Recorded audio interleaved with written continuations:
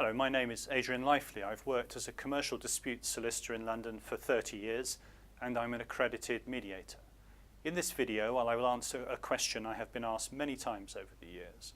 It goes like this. My client says to me, I've got a strong case, so why should I settle out of court for less than 100% of my claim? I'll explain why it's actually in the interest of both sides to a dispute to settle out of court, not just the party more likely to lose the case. There are three very good reasons for saying this.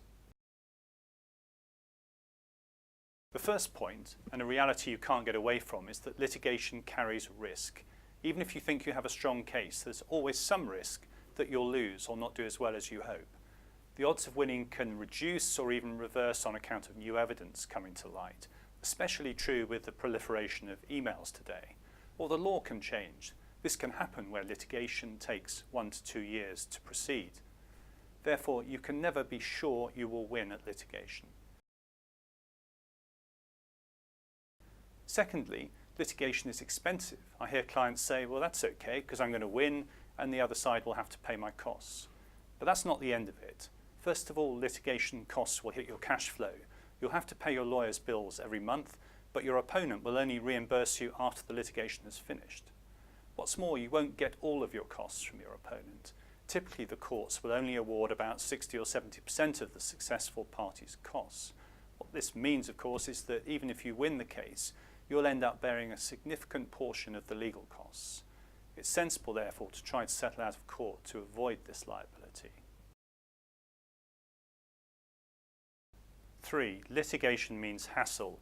It's not like outsourcing, it's more like having your company's books audited, only with the audit lasting 1 to 2 years. You'll have to work very closely with your litigation lawyers to prepare your case, sometimes quite intensively. You'll have to open up your company's email system so that your lawyer can search for evidence and give disclosure of documents to your opponent. This hassle factor is often missed when it comes to weighing up whether to try to settle or whether to litigate. So that explains why it's preferable to settle. So why do cases still end up going to court? The reason is simply that just as it takes two to tango, it takes two parties to reach a settlement.